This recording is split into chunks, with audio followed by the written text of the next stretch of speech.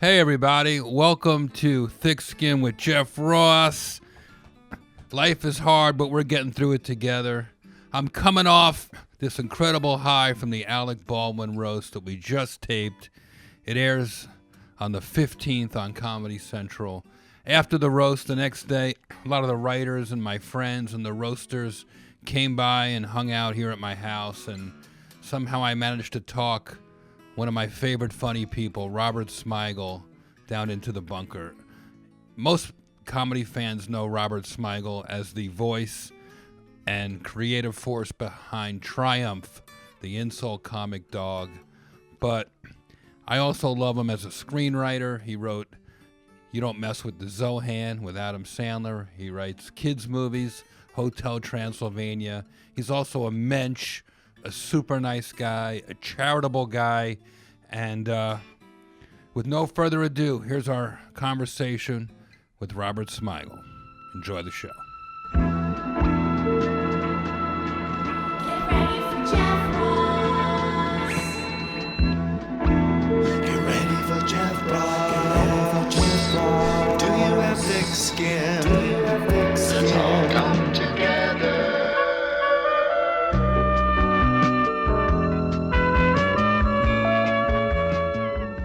Cheers. Our sponsor. Our sponsor, wine in a can. What would be the grossest thing that could be in a can of anything? Semen. I was going for semen. So I guess it's proof that I'm not gay. I'm just obsessed with proving that, even in 2019. Mostly I have to prove it to my wife. That's the problem, ladies and gentlemen. Hello, everybody. My emotional support humans all over the world. Just saying hi. It's Jeff. We're back in the bunker. Oh, that's a camera? That's a camera. Oh, okay. Oh, I should have brought Triumph out, just in case. Oh. I have the little piece of shit in my bag. Fuck Triumph. I know. I'm over it. I'm here to talk to you. I know, but it's creepy. Like that. So you're gonna like There's send one that there, shit too. out? Oh my lord. We It's don't really send creepy. it out. It's very... It's creepy when people see my face doing Triumph's voice. Look, here's I Triumph. once went to a that would be fine.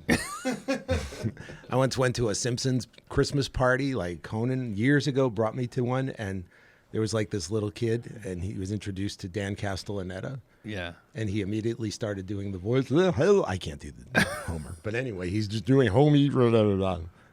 Again, I can't do it. Right. That's not a bad Homer. You almost got halfway through a word. Marge, I can't do it. Marge. It's I kind of forgot the Ted story. Knighty. I forgot the story. My impression is so bad. No, so Dan Castellaneta starts, and he's this balding 47-year-old man, and the kid is literally 6, and the kid just looks like he's just this face of horror, just watching Dan Castellaneta. This man ate Homer. It's just this look of terror at a Christmas party. So since then, you know, I think you're the first guest to be texting and eating at the same time. I mean, really. I learned it from Bernie Brillstein. You gotta be able to multitask in this business. I can text, talk business, and wish someone cancer all in the same 30 seconds. It's the way you do it. I taught Brad taught Sandy. Sandy went to a hospital and taught a sick person. You know, Sandy's a greeter at Cedars-Sinai. Right. we're getting very inside here. I like it. Bernie Brillstein, a show business legend. Absolute legend. I was there the Bigger day than that he life. got his star on the Hollywood Walk of Fame. I was honored to be invited to that. Wow. That's amazing. Talk about roast stories. Well, we'll get to that. But I got a great Bernie Brillstein roast story. Oh, good. Well, if you haven't figured it out by now, we have a true bona fide comedy, unique, one-of-a-kind type person here today. And we have some touchy subjects to talk about. And we have a very special roast in peace, a one-of-a-kind roast in peace that Triumph, the insult... By one of a kind, you mean it's going to be funny this time? Triumph said he would come down and just do that part with us. Sorry, I jumped the gun. No. Couldn't help but insult you. I want you to hang out for the whole podcast, Triumph. But what I'm saying is, He's- I usually do the tributes to the recently deceased. That's fine. No, I but don't. to have you here on the, it really, I'll watch. I'll have to really up my game. and- I'll be there with the fake laughs. I'll Right. do my best, Kevin Eubanks.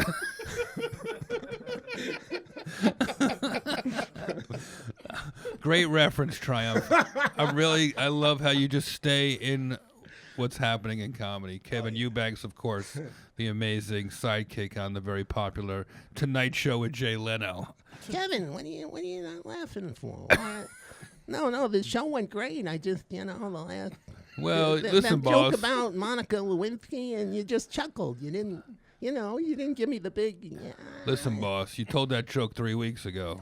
No, Kevin. How many times can I you laugh gonna at the tell me same how to Monica tell a Lewinsky joke? No, it's a subject, Kevin, but it's not. Well, I'm not Doing the same joke. It's Monica. See, now that was funny, Jay. See, that one I could laugh The at. audience, they want to hear. What? Do you know my audience? This is what they want. Yeah, I They want stare at them Monica every Lewinsky. single night when I'm playing in the band. Kevin, you don't sound this thing. You sound like Jeff Roth, an up-and-coming comic. Very good. Have you seen him?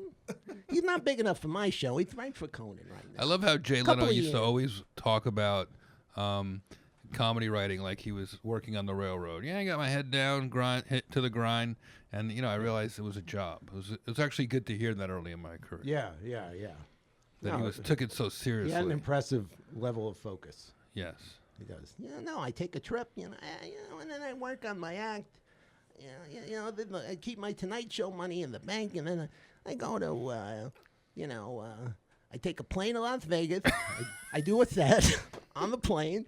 Then I go to Las Vegas, do another set. Then I take another. Then I drive. I go on a bus, and I do a longer set. Really? Between Las Vegas and Los Angeles. Yeah, What's because the long- Jay- you gotta flex your muscles. Mr. Leno, I'm only working 79 hours a day. what's the longest set you've ever done? The longest that I've ever done. Let me see. When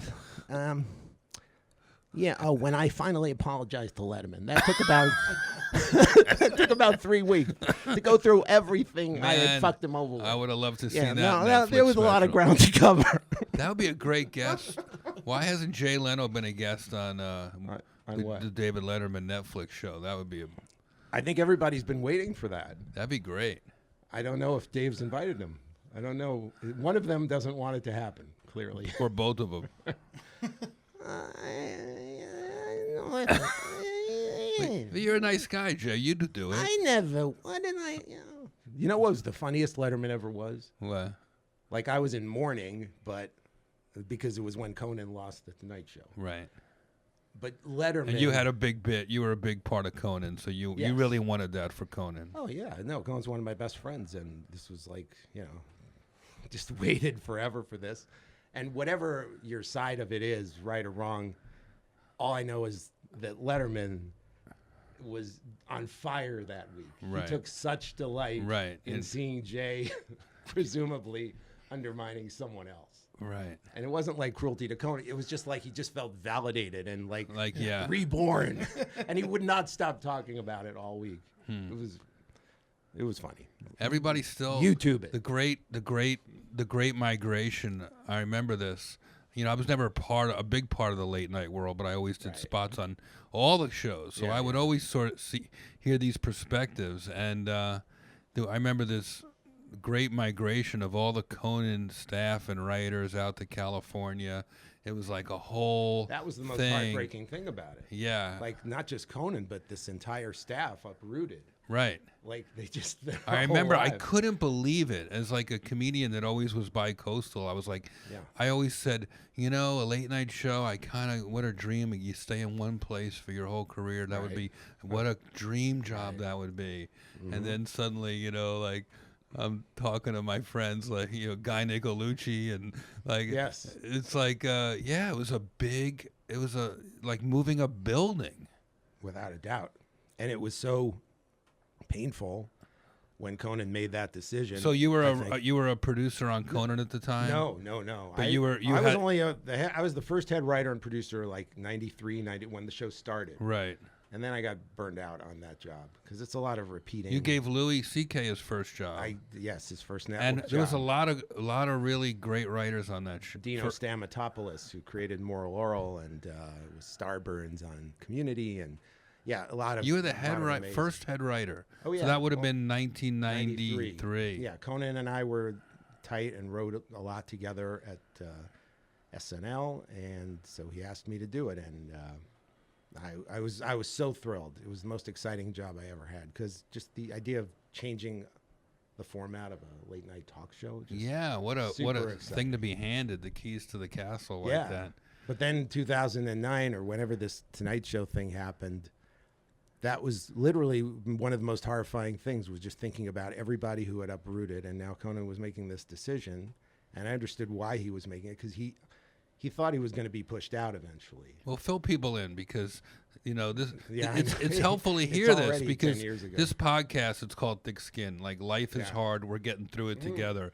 I can't think of a more heartbreaking thing to try to get through as an entertainer, as a I know As you an can't speak entertainer, for as Conan. a human being, it's one of the easiest things. No, but I mean,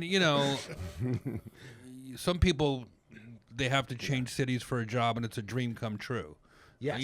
But when you leave in New York, it's a tough one, and I can't speak for Conan, obviously, but I know, you were doing Triumph on the show as a marquee part of that show.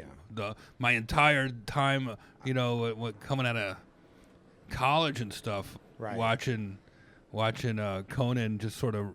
Yeah. Reinvent's never the right word, but late night always evolved from person Yes. to person, year Well, to we year. actively- It never flipped. No one ever switched it. I tried really hard to do everything Letterman didn't do.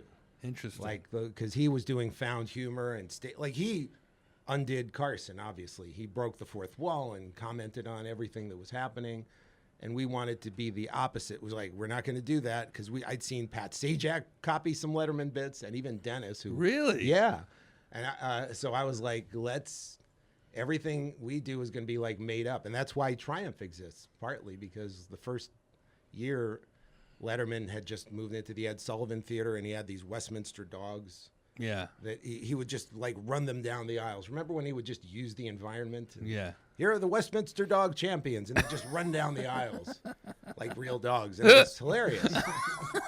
But I was like, So how do okay. you got to be influenced, but still flip it around and change? Exactly. So my wife and I had gone to a furniture store, and I'd seen this one. They had a rack.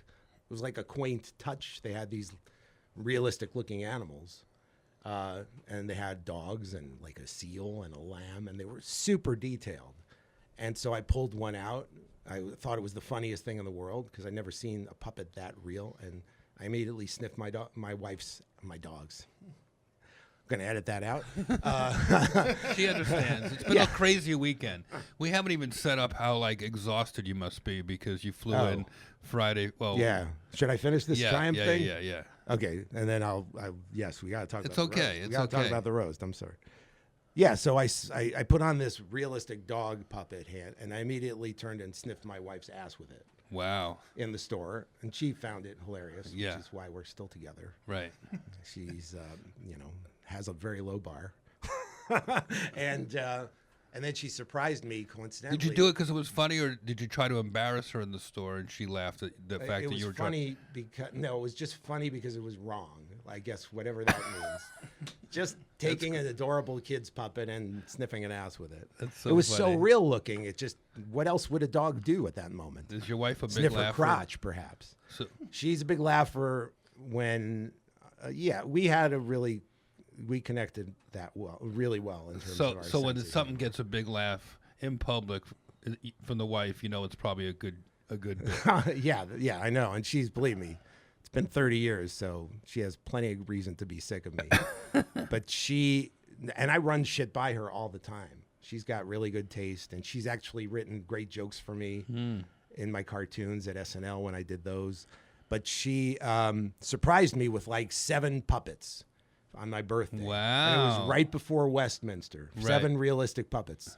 And so I made this connection after Letterman did his thing. Let's take these realistic dog heads Yeah. and have them be Westminster champions, but they'll do things like this one sings the theme from The Bodyguard, and this one, these two will do dueling talent banjos. competition. Yeah, and it was like the champions, and then one champion, my favorite ever was an impressionist, and he took his paw and put it over his forehead to do Jack Nicholson.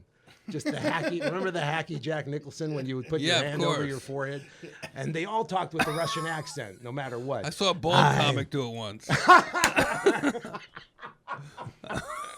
SNL, I once did a sketch when Christian Slater hosted called Nick Aid, like for people who want to do Jack Nicholson impressions but don't want to put their hand here. It was like a little apparatus that blew wind on your, blew your hair back. No more of this. No more hand. Anyway, we did this talent, and then like literally 4 years later, I called up. I wasn't even working at the show, and I said, I want to do that Westminster thing again. It's February, and I got this idea for an insult comic. And the only joke I had was that he was so limited that all his punchlines were a compliment and then for me to poop on. Right. and I that was remember it. the early. You were this. Do you know this? So they just brought it back. Like Conan's been showing his old NBC stuff recently, and somebody wrote an article about the first Triumph. So I watched it, and at the very end of it, Conan says, "Okay, that was great," or whatever Yeah. it was. Yeah. Coming up, Jeff Ross. Yeah. You were the. I was next furious. guest. No, you weren't. I was. You were. Well, once I realized what was happening, I'm like, But you weren't an insult comic yet, really. but to do a comic parody and Oh, then I bring out a see. comic. That's hilarious. So you did stand up right after that? Yeah. It How was did you do? Not well. Oh shit. And didn't come back for 20 years to Conan.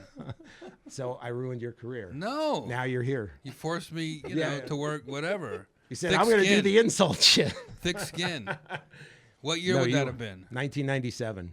Yeah, I was starting to do the roast. Just starting to Just do the starting, I was yeah. 2 years into it, so it definitely hurt. That's I was amazing. like, that's like a parody of the roast. Oh my God. To me, I, it was I so- had it no was way idea. too close. You hadn't done B. Arthur's Dick yet, had you?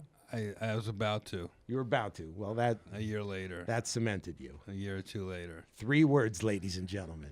B. B. Arthur's Dick. We all have our thing. I know. For Yeah, I me to- for remember me to that. I poop on. remember that being like an odd. They weren't looking out so for me as a funny. comic. I was like, oh That's man, so, that's no, they weird. weren't looking out clearly. Of all the things, and To lead I with, couldn't yeah. handle it back then the way Yeah, I can now. everything's the end of the world when something goes wrong at that age. Right, you What were you in your 20s? Yeah, so I probably was like 30. What year? 1997. I was just about 30 something. That's even worse. Yeah. Because then you're like still young enough to be immature, but old enough to be terrified. It was, things throw you off when you're starting out. Without a doubt. Do you But remember you'd your already been on the show. You'd scored hard on the show, reading your poems. You used Yeah, to I'd do. have been on one other time, and I did well, and this was Okay. the second time. And this time you did stand up because I think you did panel once with Conan. And I did did after your the first time. poems. Probably Yeah. on both times, but yeah. Oh, back in the first couple of years, everybody had to do 2 segments. We couldn't get guests. it was was like- exciting because it was such We'll a be right cool back show. with more Alex Rocco. I remember having nightmares here. and now We'll be talking. Go ahead. and now it's what it's decades later. Decades. It's interesting how funny ideas stick. Like I stayed with the roast. You stay with Triumph. You do it when it I feels can't right. believe I still do it. So Yeah, I never. I know we've been talking, but Yeah. Robert Smigel is here. He's a funny guy. Besides, young man. everybody knows him for Triumph, but he writes movies and he acts in movies, and I people do a call lot of things I'm not as good at people call him as how I do Triumph. people call him when they need an expert opinion. And Alec Baldwin really wanted him to be at his roast. Yes, he called me up. And he said, "Can you please do Triumph at my roast?" And Triumph was like, I can't even get on fucking Match Game. What are you talking about? Can't get on the shittiest show on television. Now you're saying, okay, maybe the second shittiest is okay? All right, whatever you say. Don't do Trump again. Does Triumph have friends? Like I feel like Yes, most of the time when I see Triumph, it's not at a roast. You bring the roast. that's You correct. go to some remote Yes. location. I don't consider the roast like the best I never- environment for Triumph because he's just doing sort of what everybody else does.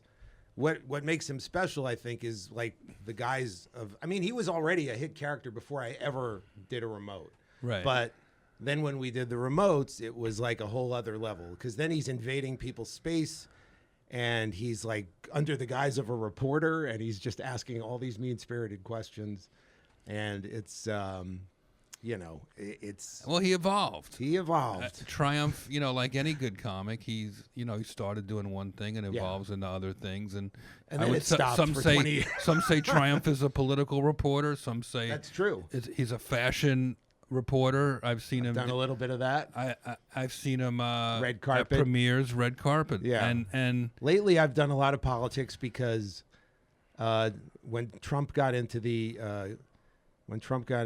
campaign, a lot of people started writing. Like the Wall Street Journal called him Trump the insult comic dog, and Lawrence O'Donnell did it on TV, and I realized, oh, maybe this is a good in for Triumph. Like the dialogue, the political landscape has sunk so low now yeah. that it's beneath Triumph. So it's finally time for Triumph to lend some dignity to Right. it. So I did like Take back the insult. Yeah. I did like 6 political specials for Hulu in 2016. And, I coached Mike Huckabee on how to debate Trump. What'd you tell him? I asked him, I made him stand at a podium and I asked him questions to prepare him. And they were all really insulting questions. And I gave him jokes to here's what you say to Marco Rubio. That's a master roaster. Is when you're so good you can arm the mark. Exactly. That's the best. That's the best. No, I gave him one joke that he got a huge laugh in saying, which was something like, Marco Rubio looks like the guy who, when he was a kid, he pulled his pants all the way down to pee. He got an enormous laugh, and it ruined him because now Mike, he's famously on Twitter now doing the worst jokes imaginable. He writes his own material. Wow. And just right. endlessly bad joke after bad joke. And he has a show on Fox News now, I think, where he literally does like a Daily Show monologue. There's like pictures over his shoulder. Well, I know one other person that pulled his pants down to pee. Bernie Brillstein. And I do it a fucking again. He did. I didn't. The reason I did it was in public.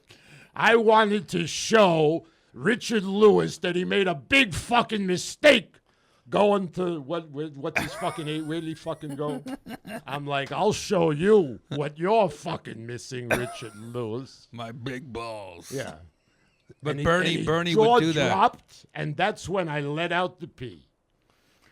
Yeah, Bernie took me to Bernie's the grill got a once. million stories, please. Bernie would drop his pants at the urinal all the way down and then pee and then take a step back you and pick them serious? all the way up. Yep. No, that's not true. Yep. His friends made fun of him for it, but he just did that. I don't believe He did not want to get piss on his pants. He dropped them out of the way.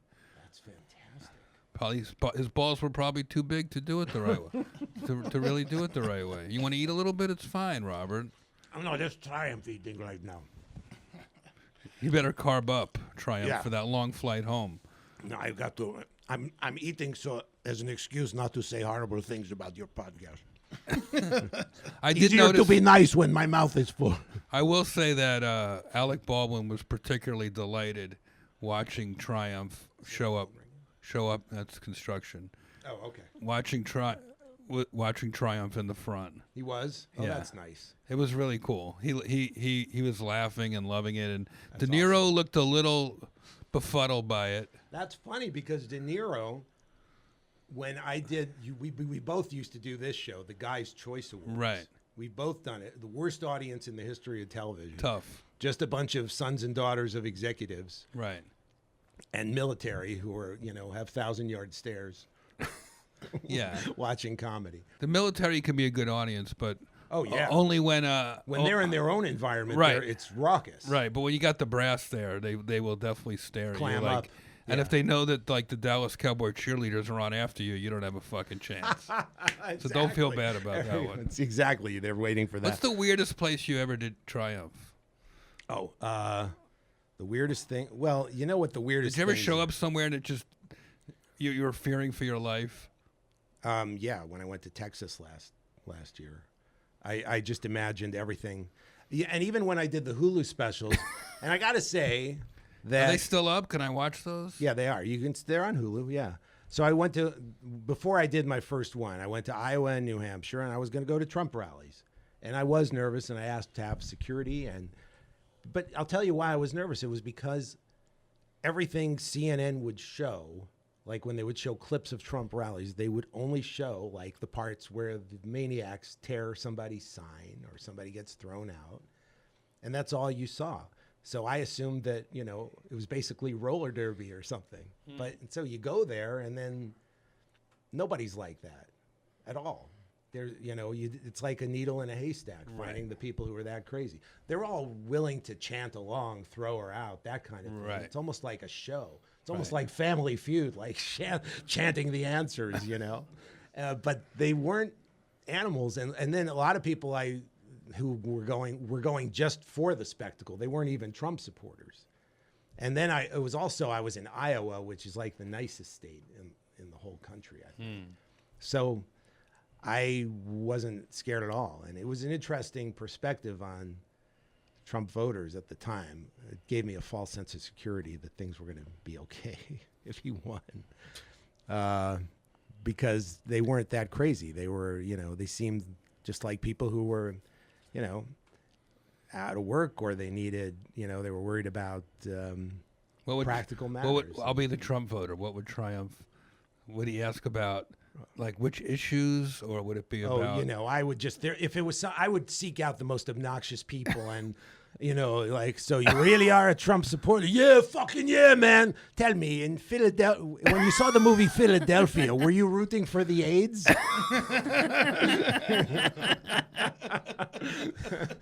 It was that. The other day we were just chit chatting. We were talking about the origins of Triumph, and I don't know if you ever talk about it, but it's always like. You were telling me it goes back to what you think might be your ancestors, or oh, my grandparents. I was because one of my first comedy things was Yeah. talking about my grandfather, and I wonder if that's why we do comedy. It's because it skips a generation. Like that's funny. Like some comics will make fun of their parents, but I went right to another generation back. My grandfathers were both very funny guys. Funny characters. My dad was actually hilarious, like sort of a dry, non sequitur, nonsensical wit that he had. But my mother's side of the family like escaped Russia in the 1920s. Right. Escaped across the border to China. Wow. And settled in there was a big Jewish community in like Shanghai. Shanghai ghetto. Yeah, in the 30s, and Wow, the food must have been amazing. kosher. Can I get a kosher Chinese? Can I get the Pig King? the Pig King bologna. Can I get a some dumb knish? Jesus. So these guys. So I had that Russian accent in my head all the time, and for some reason I associated with dogs, not any other animal, but just dogs. Their bright-eyed bewilderment. And somehow I think, and it always sounds horrible when I say this, but it's the honest truth. I was only 10, so please don't cancel 10-year-old me. I made this connection, I think, maybe unconsciously between the dogs and like Russian immigrants right off the boat in Ellis Island had the same kind of wide-eyed wonder, like, look at all of this, America. I don't. Look, you woke up this doggy. I have to poop. Dogs love that voice. So innocent. She knows and Triumph. hopeful and optimistic. And sees the big buildings of New York the way Triumph sees a big celebrity in the audience. I think that's exactly right, But Robert. Triumph is like 2 generations down, and he's become a cynical. Well, he was probably raised by Catskill comedians. Triumph, one of the things I like about you is that you only come out for the big shows. You only come out It's got to be. What? Not tonight. Did you say anything about? Did you say anything about Alec Not Baldwin? this podcast. Did you feel bad about anything you said? Did you have to cut anything out? Were you worried he was going to take a swing at you, or because he has a bad temper and stuff? Yes, he has a terrible temper. I wanted to do, they booked me and they were like, okay, what are we going to do with you?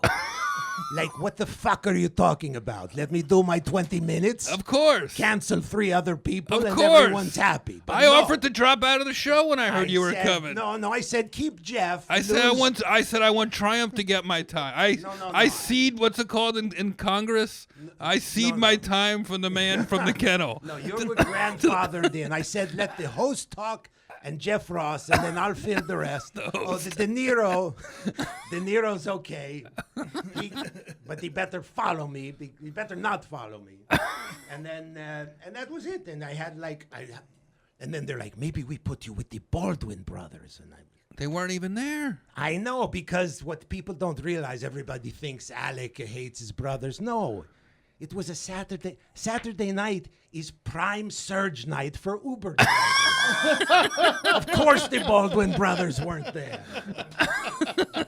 They made a lot of money driving people home from the roast. That's right. Believe me, I had so many great Baldwin brothers jokes. Well, the reason they weren't there was because they're sort of politically opposed to Alec Baldwin. Well, Stephen is. Yeah. Like Stephen is a far-right conservative. Right. Although, once he saw Baby Boss, he became pro-choice. Oddly enough. Alec protested the circus, and his brothers are a bunch of fucking clowns. There you go. Is that when didn't you use that? I'm trying them out on Triumph. We're gonna have to cut it from the roast. I'm trying to get a writing job. Oh no. No, I didn't do that one. I didn't do that one. No, okay, good. Okay. So Someone else had a similar joke, and I will say, Triumph, you are a true team player at a roast, because I did ask you to let me have a different joke, and you did. Yes. You did do that for me, Triumph. I gave up so a joke. Can I tell the joke here? Please. Well, it was another one. I was defending Alec for being wrongly characterized as violent, and the joke was that. These rumors that I'll find it. A lot of people say that Alec last year punched someone in Manhattan to protect a parking spot. It's true. He got No. arrested. He got Oh, arrested people, for that. Please. Yes. That was no parking spot. That was where Daniel Baldwin sleeps. He was protecting his brother's bedroom. The way I remember it is Daniel's the one that was in Backdraft, and Steven's the one that looked like he got burnt in a fire. I couldn't even get to all my jokes about the brothers. There was so much there other were stuff so many there. brothers. That was. But that for was a people big who mother haven't seen load. it yet, it airs September 15th, the roast. Monday night, right? Sunday night. Sunday Comedy night. Central roast of Alec Baldwin, and it was like Robert De Niro and Caitlyn Jenner, and then all the funny comics that Alec is friends with, Adam Carolla, Caroline Ray, some people from SNL. It was like such a fun night. was a I great laughed night. so hard. All night, and it's hard sometimes. Like, you've been working all day. You're just like, when am I up? When am I up? I was last, but I was like truly just That's enjoying nice. the show. See, that's what I admire about you. You have this Zen quality.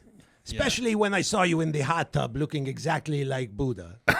But I had to relax a little bit, no, There's a lot of pressure on me with these roasts. I think it's great. Like, if I were up there on the podium, I was not in the podium. Triumph was Well, not. you get to do. Maybe you're I would be emotionally connected to agonizing. Triumph, but like it doesn't go past me that I have to look these people in the eye. Yeah. And you get to sort of hide under the Well, table. Triumph looks everyone in the eye when he's normally performing. He's like right in their face. Yeah, I mean, Yeah. he is the most Yeah. in-your-face comic on the roast. Yeah.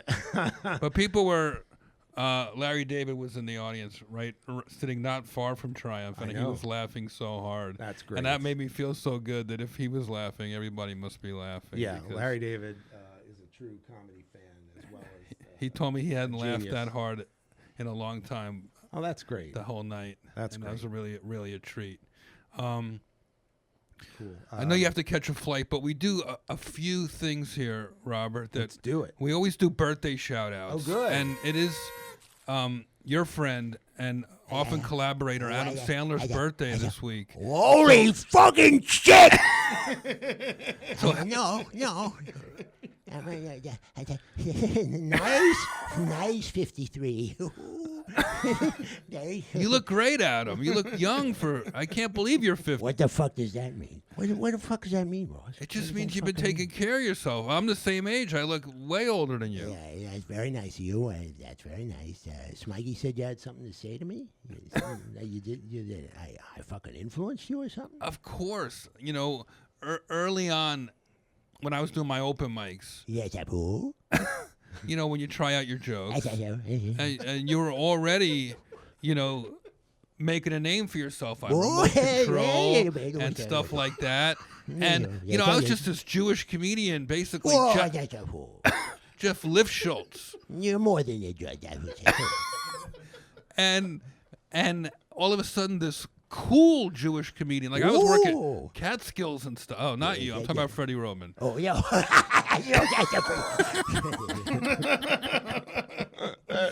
You know, like I Yeah, thought yeah. comedians were old guys in tuxedos that did Oh, yeah. self-deprecating Jewish jokes about big noses Yeah, and ooh. and cheap, you know, getting a discount and stuff like that. Mm-hmm. But then all of a sudden, Adam Sandler, you come on Yeah.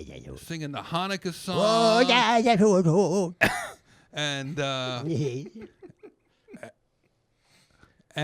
and I was like, it was like a come to Jesus moment for a Jew. Holy word, Because I was like, wait, Hold your maybe phone. maybe you know, maybe Jews aren't cheap, and maybe that's just an old stereotype that I'm getting a cheap laugh on. And I had a few jokes that, in order to fill a half hour and make my $300 in the Catskills, I had to do well. So I would have jokes here and there that were like cheap laughs, easy laughs, Jewish jokes. And I when I started to see you, Adam, I was like, you know what? I'm gonna write better jokes and have to fill in that time with stuff that I'm more proud of, as opposed to what I think a comic should do up here. So you are saying that Adam basically changed your act. He influenced my Influenced you. act in that I cut stuff that was easy and in the past, and I was like, going forward, I think Jews are cool. Like, you don't have to be an uncool, old-fashioned comedian. You could be a sort of a forward-thinking comedian. And this is in the time that the Beastie Boys were emerging, and, you know, they were Jewish rappers taking over music. And This is really going to make Adam's day, knowing that you're his fault. Hasn't the man suffered enough just from the critics reviewing his movies? and you know what else? Now they're going to blame him for Jeff Ross. You know what else about Adam Sandler? And you know what else about Adam Sandler is, I always say, and I learned this, and I watched it happen with him. I don't know him very well. I only shook his hand a few times. Really? Yeah. I saw him recently at a Guy O'Series Oscars party, and he couldn't have been nicer. He's a the really sweet greatest. guy. My best friend is. Yeah, so I get it. But the other thing about him that I always learned from without knowing him, but just from following his career as a fan, is the loyalty thing. Like, loyalty's not the right word, but it's like, it's something deeper than that in a weird way. Like, because it also makes him comfortable. Loyalty is the word. How else would you explain David Spade doing 17 movies? There's no other word for it. I always say to my friends and stuff like that, like these Spade's gonna kill pilots and movies and plays, they sort of, Yes. they're a success, they're not a success. Right. They all come and go, but it's our relationships that sustain us, not just through our career, but right. through our life. And when I see Adam wanting to work with his friends, Yeah. as opposed to I only want to do movies with Kate Blanchett, Right. like he's willing to do both. Yeah. And And if he had to choose, he would choose his friends. yeah, He would. I think so. I guarantee you. I guarantee you. If it was like, you're never going to get to make another movie like the Meyerowitz stories, or you're never going to get to make your own movies with your friends. Right. There'd be no contest. I'm a big believer in enjoy the process. So if you Oh like, my God, you he's can't taught just me that. You can't just love the premiere. You got to love the early call time on a Saturday. Yeah. And you go, wow, this No, is it's I'm true. making something with my friends, and I directed a movie for him last year. No one remembers. Anyway, it was called The Week of. Don't remind them. No, I love the movie. Yeah, well, of course you did. well, Zohan movies. And I did the Zohan movie, but I Yeah. directed this movie, and I was terrified of directing. Never wanted to direct in my life. What was I it thought called? The Week of. It was with Adam and Chris Rock. They played fathers who's going to have their kids get married, and it was the week of the wedding. And I never wanted to direct a movie. I just thought, what's the point? Writing is the funnest part, and then I don't want to be the first guy there and the last guy to leave. Right. The movie will be fine, and it was the most fun job I ever Yeah. had, and all because of Adam. Wow. All because of the tone he set, and he had my back, and the See, crew and the. It almost takes somebody who knows you 20, 30 years to go, To you know tolerate what? me. No, to go, you know what? Who's going to be the first one in and the last one out? Who's going to protect our investment, make sure we all look good, not waste the money?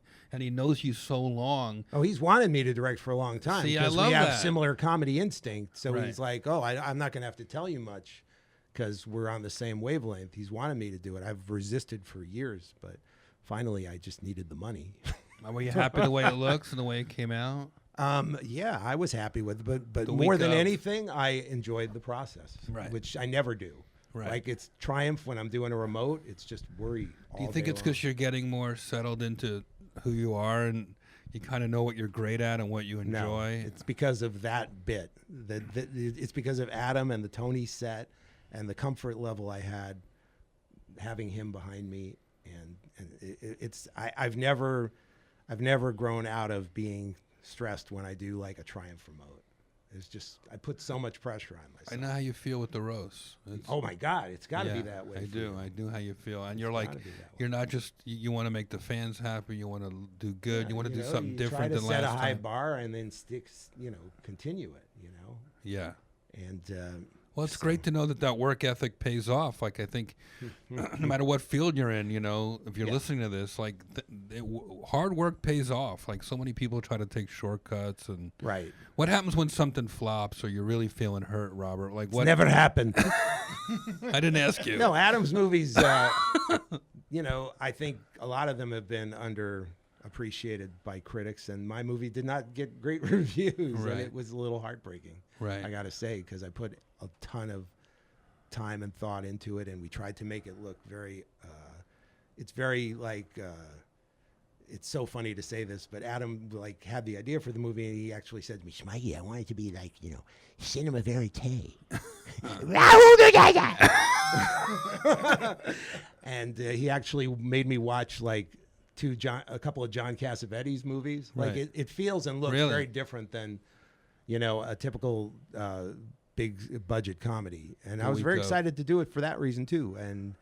But I'm going to watch it.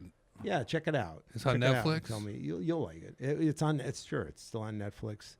I loved it, and So you'll direct another one. yeah, I would love to. I'd love to. However people will have me, I'll do it. What's your dream job? Do you still think like that?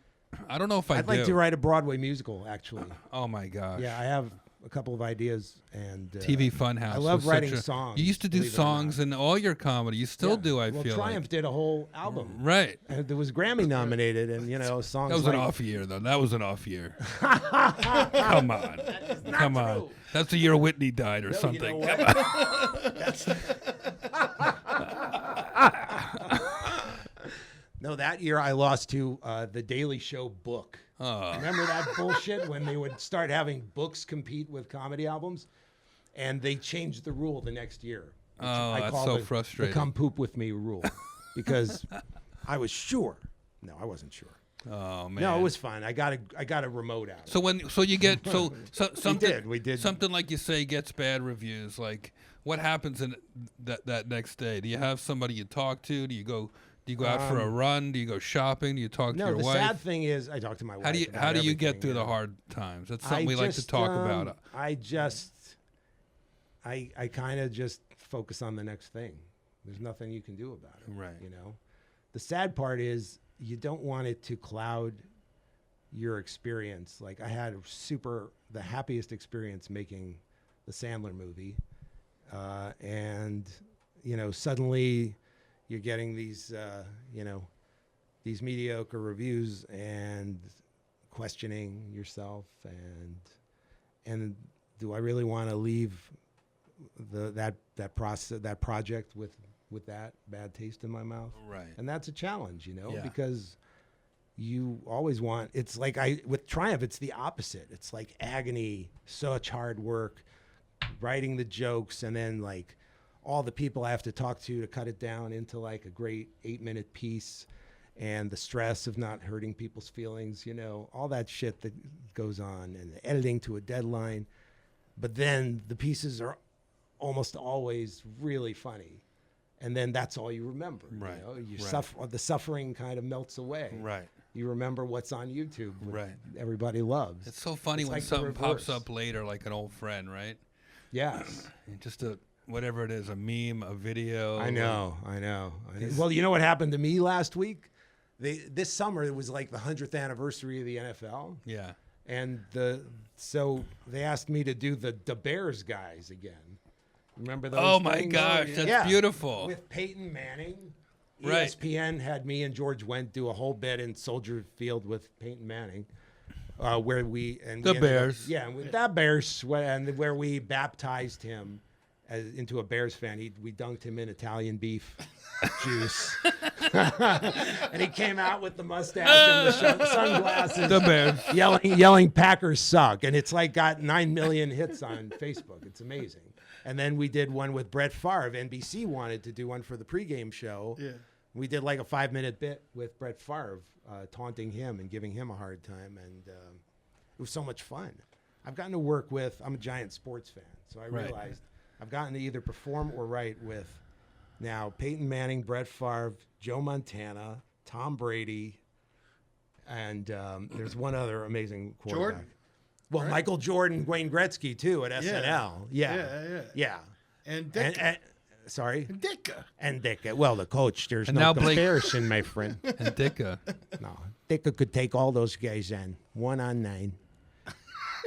And now you work with Blake Griffin on the roast of Alec Baldwin. Yeah, you could call that exciting.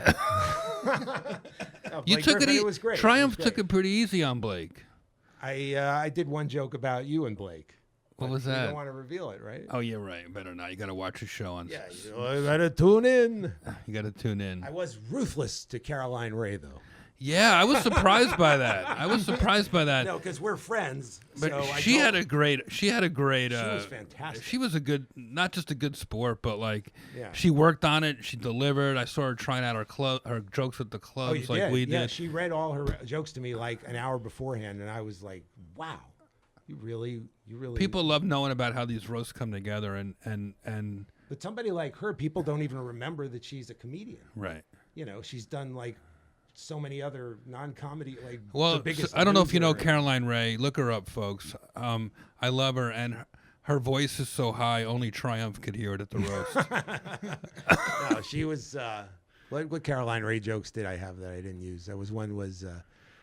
Caroline Ray, it was very. She was an older mother. She had the baby at a very old age. Right. But she was being responsible. She wanted to be a good mother, so she waited until her career was over. And I mean over. That's so good. And what was the other one? This was a terrible one someone wrote for me, but I loved it. It was, Alec Baldwin, of course, is from Massapequa, Long Island, Massapequa, which is also the sound made when Caroline Ray takes off her bra.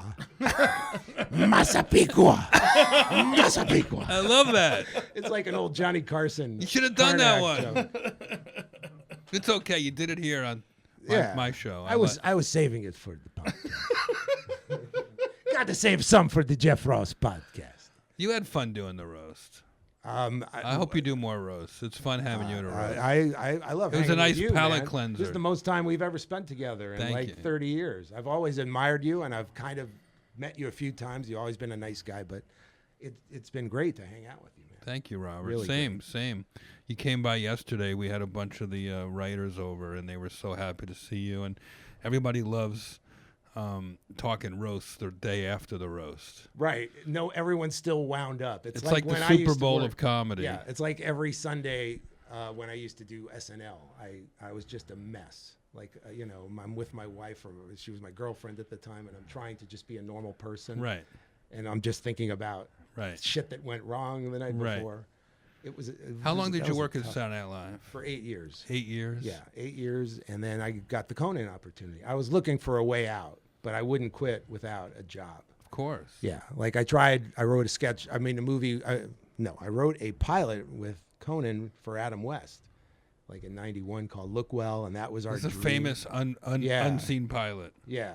Right. It's on YouTube, but that was one way I was trying to get out, and then Conan got this opportunity, and I was incredibly excited. And then I got married, because then I thought, okay, now I'm going to have a normal life. It'll be like 5 days a week, and we're going to be able to spend the weekends together. And then it was the hardest job ever. Wow. And so one of the reasons I left as head writer after like a year was because I was a newlywed, and I just felt like I want to fucking take care of this person. Finally, she was with me the entire 8 years at SNL. Wow. That crazy lifestyle, and we held it together. And then I finally got married, and then it just wasn't right enough. So that was a big reason that I walked away. And you know what marriage is, don't you, Jeff? No. No, it's when you're with a woman, ideally, typically more than half your age. I got called a lot of names at this roast. I know. We talked about this, and all the jokes are about. They keep making jokes about how this is the only thing you do all year. Yeah, in the meantime, Like it's Groundhog Day. You have like 5 shows this year or something. it is, I guess it's better than being called fat and ugly. I did have a fat and ugly joke that I didn't mention. So I'm going to do it now. Triumph. Don't insult me on my own podcast. Oh, too late. Haven't you been paying attention? They gone over your head? Triumph, I don't think this is appropriate at all. I do. I do. Don't you have a flight to catch, Triumph? If the Jew can just find the picture, find the joke. Wait. Oh, here it is. Where the fuck is it? Get with it. Triumph. Jew. No, this is going to be worth the This wait. better be good. Editor, are you working on the Jeez. edit? This is gonna be- Marley Matlin has a faster delivery than you. I know, I've ruined the whole Like thing. a fucking Barton Fink of dick jokes over here. Look. Oh, well, I had one that I didn't love. One was his daughter Ireland is here. Isn't she beautiful? Alec's daughter Ireland. Alec's daughter Ireland is here. Isn't she beautiful? She has her mother's eyes, her father's tits, and Jeff Ross's nanny cam in her dressing room. That was the Jeff Ross as a perv. Oh, you line. got me on that one. Yeah. I like that take though. No, it was and then it was a well constructed. And then there was I fucking lost it again. This was my favorite Jeff Ross joke. I knew it wouldn't get a laugh, so I didn't do it. By all means. Rub it in. No, Triumph. You're gonna like it. I love how your favorite one was one you knew wouldn't get a laugh.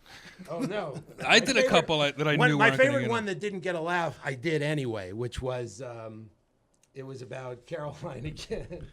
It was like, isn't it great? Brave Caitlyn Jenner, who took us through her transitioning. And next to Caitlyn is Caroline Ray, who herself is completing her transition from working entertainer to professional telemarketer. That was literally my favorite joke. That's a good one. Well, actually, you said just do it. You said just do it. You It got did to do the okay. jokes when you're That doing you you love got to the do the most. jokes that are your favorites. I did. That's why I did it. It did okay. And then you should know that those are the ones that are going to get a laugh. Well, that one didn't do as well as others. It's not going to make the show. That's why I did Has it. Triumph ever had a girlfriend? Triumph has 387 illegitimate children. So you could call them girlfriends, I'll just try to remember it. Alec is, comes from a great Irish heritage. He His family dates back to the Mayflower. Oh, yeah, that's true. Ironically enough, his brother Billy still works for their moving company. That's my favorite. I love that joke. And I love that joke. And He wasn't I did it at there. He clubs. wasn't there. He wasn't there, and I thought it would step on something you were about to do. And also, when I tried it out at clubs, half the people don't know Mayflower Moving Company. But then the Jeff Ross joke was, but Alec, as an Irish person, there's a lot of pain there. He knows full well that how many thousands of his ancestors perished in the great Jeff Ross's head famine of 1845. I don't even get that one. The potato famine of 1845. No one Jeff knows what Ross's fucking head. year the potato I famine know, was. but- Then that I know throws it famine. off. Wait a minute. Famine. Irish. Yeah, here's how. 1845 though. I've before heard the of Civil the War. potato famine, not I the mean- Jeff. Should have been called the Jeff Ross's head famine. Yeah, that would have been the way. What are to you go. overwriting these jokes, Triumph? Because I like to play to the smartest segment of the audience. Basically, the people who didn't bother to come. Oh, well, what an honor to punch up a Triumph. A Triumph joke. Punch up or dumb down, depending on. Robert, it's great that you're here. We have a regular segment on our show where we talk about things that might seem gross or uncomfortable. So, folks, it's time for Touchy Subjects. Touchy subjects. The first touchy subject today. I wanted to try and find some dog touchy subjects, and Why? just the first one that happened this week. I think it'd be interesting to hear about. 2 dogs escaped from an animal shelter and killed 29 cats. 2 pit bull dogs broke free from their cages at an Alabama animal shelter and mauled 29 cats to death. Wow. Workers at the Dothan Animal Shelter found the dead cats on Thursday morning, and the shelter director, Bill Banks, said it appeared that the 2 dogs had forced their way out of their cages and pushed open the fence in the cat area, got inside, and killed 29 cats. Jesus. Who let the dogs out? See, this is hard. Who let the fucking dogs out? This is gonna, be bad for the image of pit bulls. Too. That's what I'm. People don't The think about rapper and the that. dog. Everybody with a pit bull is gonna get dirty looks now. Shouldn't there be 24-hour security, like someone with all those animals all night long? That seems like It's the too worst. early to politicize this.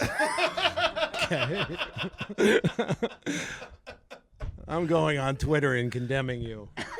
Yeah, no, please Bulls let get the a bad rap. It's let so the sad, and cats' then they go into parents something and let the family members of the cats have their moment to grieve here. like, you're right. Me, ouch. That must have been the worst sounding thing in history. What's that? Oh, the 2 meows. dogs Oh my ripping out god. 29 Oh, cats. So sad. This is so sad. Wow. It really is. Imagine eating all that pussy. Oh no. Now I finally know how I can't do this. finally know how Alec Baldwin felt in the 80s. Eating all that pussy. I don't know. Oh right. Oh, I see. Oh my god. Wow. Is the next one not a tragedy? This one's much better. What's This next, one's much Danny? better. What's These are next? touchy subjects. Touchy is okay. Dogs have evolved puppy dog eyes. It helps them get Aw. along with humans, a new study has found. Puppy dog eyes totally helps them get believe on that. better with humans, according to a new study. During domestication, dogs developed a facial muscle, allowing them to raise the inner part of their eyebrows, giving them sad eyes. That's fantastic. Wolves do not have this muscle. Only dog species that is without it is the Siberian Husky, one of the most ancient breeds. Scientists at the University of Portsmouth, by the way, got to be the greatest study ever. Just to, like study like how cute dogs' faces are. Comparing the anatomy and behavior of dogs, which we first domesticated from wolves 33,000 years ago. So wolves do not have puppy dog eyes. They won't do This is it. only for dogs have developed communication. So that Sweet means puppy under that dog theory, eyes. in 1,000 years, dogs will be able to speak and they'll be able to say words that we Right. say. Give me the fucking food. Those will be the dogs that survive. Are you done with that? No, and You're gonna for finish now. that. So it's only huskies who can't raise their eyebrows that way. Yes, huskies Okay. and wolves. Well, I guess they're closely related. Right. Well, they can use. Oh shit! I'm trying to think of the right reference. What celebrity has like puppy dog eyes? Anybody have David what? Schwimmer. Perfect. Perfect. Hey. Okay, here we go. Well, you know what? Don't worry about the huskies. I know they don't have puppy dog eyes, but they can just use David Schwimmer's plastic surgeon. That's good. Shout out to all the dogs with Thanks for puppy the dog reference. eyes, and shout out to the Doberman Pinchers who got a bad rap for those two assholes. What a treat. Robert Smigel's here. He's not just a hilarious guy. You're not just a hilarious guy, but you have a good heart. You're always doing stuff for other people, and you're doing something right now with the Rick and Morty guys. Yeah. So, you know, I do, Jeff, I do this show, Night of Too Many Stars, every couple of years. Yeah. And It actually, raises money for Yes. autism. for kids with, well, actually for adults too, for programs for people in the autism community. But you always hear about everything is about cures, but with Yeah. autism, a lot of the stuff that I've seen and done is about like people being able to live on their own as adults Exactly. and programs and Well, when we started it, it was like 2003, and everything was about a cure. Right. Biomedical research. Every organization, every national organization, just wanted to wipe it out. Right. That kind of language was Right. used freely, and right we just wanted to. exist. In a We good wanted way. to help. Well, our own son is fairly severely affected by autism, and it took us like 7 years to find a school that would actually help him. And you know, and I'm a big fancy guy with his hand up a puppet's ass, and I couldn't find the right resources for 7 years, and Right. And he didn't benefit from that, so. And we became acutely aware of how many parents without resources, what they go through.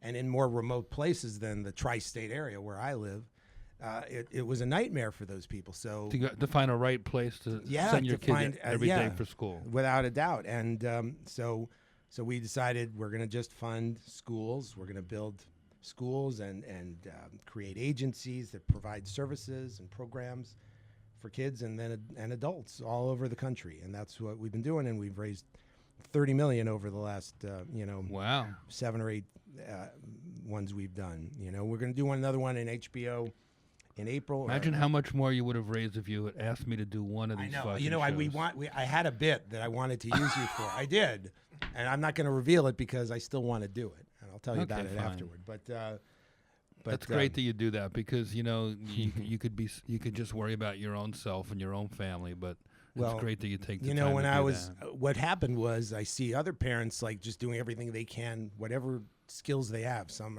have a knack for science. I certainly didn't, you know, and they're trying to figure out ways to help their kids. And I was like, the only thing I thought of was I know everybody, you know, in comedy. I know all these people, and I realized I'd be an asshole if I didn't do it. So that's basically how it evolved. And then Jon Stewart is really the hero of it because we did one on NBC, and then they didn't want to do it anymore. But John, who I didn't even know that well, just took it upon himself. He asked a million questions. He was so curious about what Michelle and I were going through and what Daniel was going through. And he, after that event, he had a little cameo in an Adam Sandler sketch. And he said to me, anything you want me to do, I'll host something for the school you're trying to build, which he did, which accelerated that. And then he came to me and said, I got Comedy Central wanting to sponsor this thing. Right. And then we ended up doing it there remember. for all That's these so years. cool. He's unbelievable. Can I ask you a personal question, if you don't mind, because it really helps people who listen to this type Sure, of show? man. Like having a son with autism. Mm-hmm. Do you think how does your sense of humor, if at all, play into getting through all that, and you with your wife and maybe even your son? I don't know enough about it, but Right. you know, a lot of. I'd just be curious if that's your survival mechanism, or does that kind of go away when you're being a dad, or It's definitely part of the survival mechanism. right? Like from the day we found out, practically. earlier I said my wife and I have a very similar sense of humor. Right. So thank God we had each other to kind of help each other with, get through it that way too. Just with a little bit of like laughing at our desperate situation. Right. She's always had very dark humor, almost too dark. Like she's helped get me canceled a couple of times. Like, no, that's going to be great. Yes, have Bill Clinton expose 8 nipples on national TV. It's hilarious, honey. But yeah, she's always like from day one. She's got this beautiful combination of really dark cynicism and like dreamy idealism. She's That's like beautiful. always had that weird combination. Her name's Michelle. Michelle, yeah. And yeah, so yes, it's absolutely been it's absolutely helped at times. What do you listen to if you're feeling in the dumps? Is there something like when I feel sad, I turn on YouTube Rodney Dangerfield. Is there anything? really? I don't get it. I don't need it often, but every now and then, that's like that's my pick me up. I'm not. That's At least I'm not funny. as miserable as Rodney. Hey, like, do you have something that you go to that? I think I go to music more than comedy sometimes. But isn't so much music can make you sad too, in a way, right? I mean, it's got to be something Yeah. that lifts you up. What are your favorites? like dumb 60s high energy pop music,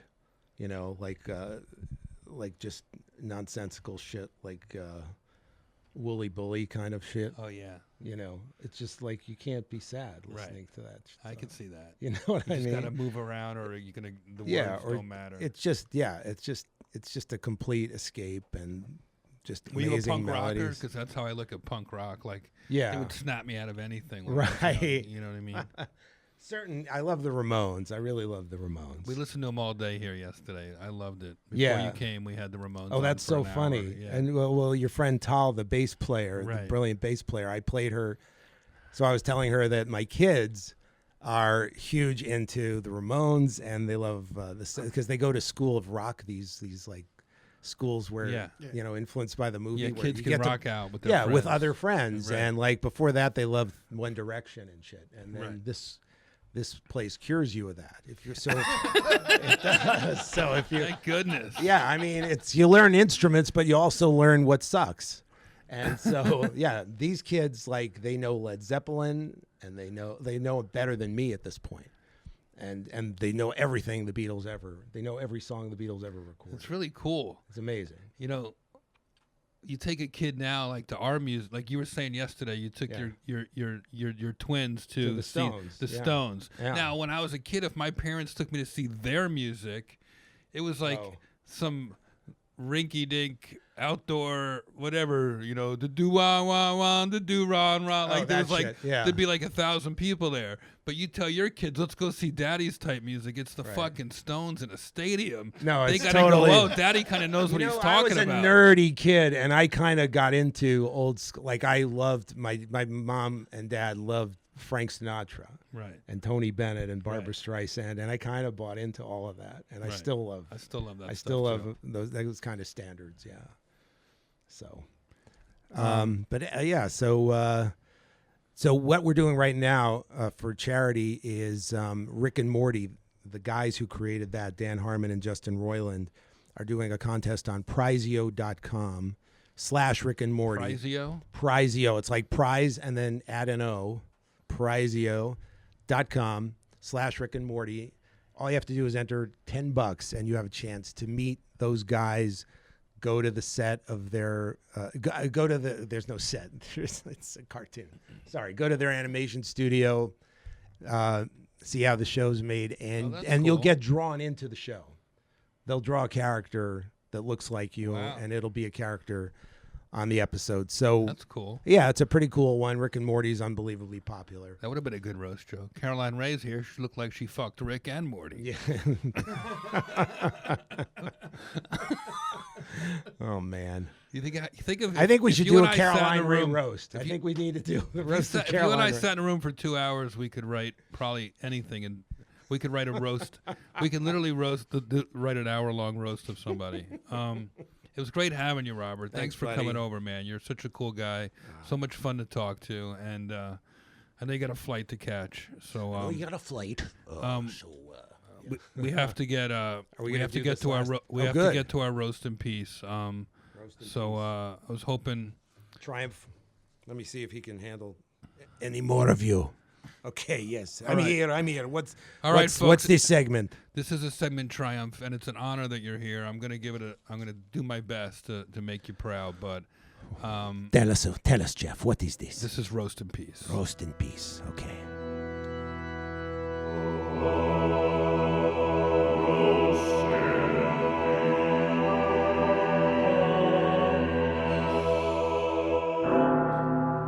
Man was eaten by his own pet dogs. A man had been missing, Freddie Mac, for months. We found out he was actually eaten by his pet dogs. He had a pack of 18 mixed breed dogs that devoured his body, clothing, and hair at his Texas home. Bone fragments measuring between 2 and 5 inches were all that remained. Never have we ever, or anyone we've spoken to, heard of an entire human being consumed. Deputy Aaron Pitts was quoted Wow. saying. Poor Freddie Mac. Well, one thing I know for sure is none of these dogs keep kosher. 'Cause Too soon. It's a tragedy. I'm sorry, but I have my limits. these dogs, Poor Freddie Mac. You got some more? Go ahead. they turned him into Big Mac. They Too turned- shitty. Too soon and too shitty. these dogs. Yeah, how many dogs had? 18. 18 mixed They ate breed their dogs. owner. 18 mixed breed. Though. They even ate his hair and clothes. This guy must have been full of fiber. All right. That's better. Getting warmer. I don't think Still this- too soon. I don't think this was malicious. These dogs ate their master. That's the greatest honor. I hope my family eats me when I die. That's just weird. Man's best friend Yes. to man gives me indigestion. Rough in peace, Freddie Mac. Oh my God. Okay, now I'm more offended by the wordplay. I tried Triumph. than the bad taste. I've been watching you since I'm a kid, Triumph. I just wanted to make you proud. It's preparation. My Jack. parents took me to see you when I was 11 at Kutcher's. I hear you. I hear you. Well, you know, if They- you want to make me proud, you need to prepare like you do for the roast. All right. 3 weeks of preparation goes into the roast. This was what? 3 peas, 2.5 shits. I wrote this while I was putting my makeup on in the car. Yeah. I don't know how women can do that. My girlfriend will like do her eyebrows while While I'm the driving car is 70 moving. miles an hour. I'd be it's, so afraid. They've evolved. That's an evolved skill. women have. That Was that it? Is it? There's just one roast in peace? Yeah, that's it. Unless you have somebody you want to mention. No. It's good, Jeff. Have you ever thought about having commercials? No. Just to break up the monotony of your attempts at comedy. We've had various The roast and peas. we've had various Just to give companies people a break from. try to sponsor the podcast, but then I would Right. have to do it regularly, and I like only doing it when I feel like doing it. For me, Right, this there's is no cathartic. pressure. No, I get it. This is cathartic. This is like almost like therapy to me, and it reminds me, give all our guests an emotional support human nice. T-shirt that we Thanks. sell. This is a little big for Triumph. That one's for you, Robert. I love it. It's your Thick Skin with Jeff Ross emotional support shirt. Since you took the time to come up here and talk about the roast and all things, everything. And I feel like I could talk to you all day. Robert Smigel. Couple of old Jews. It was really, really fun. Thanks, buddy. Thanks. Me too. Thanks for listening. Have a safe flight. Thank you. Thanks for doing the roast. Life is hard, but don't worry, folks. We're getting through it together. See you next time. All right. That was Robert Smigel, the voice of Triumph. You can check out his benefit for autism at prizio.com/Rick and Morty. That's prizio.com/Rick and Morty. Go for your chance to win to get drawn into a future episode of Rick and Morty as a background character. Meet Justin Roiland and Dan Harmon. Take your tour of the Rick and Morty's production offices. Take home a Rick and Morty merch bundle and round-trip airfare and hotel accommodations for winner and guest. And you can also check out Triumph's election special and all those Hulu specials on Hulu. They are hilarious with the best roast jokes money can buy. Also, a personal plug for Little Nicky. He was the dog. I love that movie.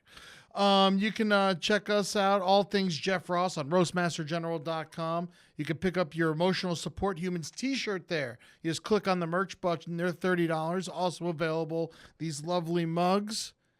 And I'm offended by people who are offended t-shirts. Bumping Mics, hitting the road September 25th. We'll be in Charlotte at the Night Theater, October 4th and 5th. Huntington, New York at the Paramount, October 19th, Prior Lake, Minnesota at the Mystic Lake Casino, October 20th, Winnipeg, Canada at the Club Regent Theater, and November 23rd in Bensalem, Pennsylvania at the Parks Casino. Also, Jeff's doing some solo gigs at the West Palm Beach Improv in December. That's December 13th through the 15th, 5 shows over 3 nights. You got to go check him out. Jeff's great live, and you can get up on stage and get roasted your damn self. On Twitter, we are Thick Skin Cast and at Real Jeffrey Ross. I'm at Eddie Tunes _. And on Instagram, we are Thick Skin with Jeff Ross and at Real Jeffrey Ross and Eddie Tunes as well. And also, if you have time, check out my other podcast, The Brighter Side, on the Last Podcast Network. And you can find us there at lastpodcastnetwork.com. And you can catch Jeff and Triumph on the roast of Alec Baldwin. That's going to be on Comedy Central this Sunday, the 15th. Check it out, baby. Set them DVRs. Watch it a million times. It's going to be fucking hilarious. Love you guys.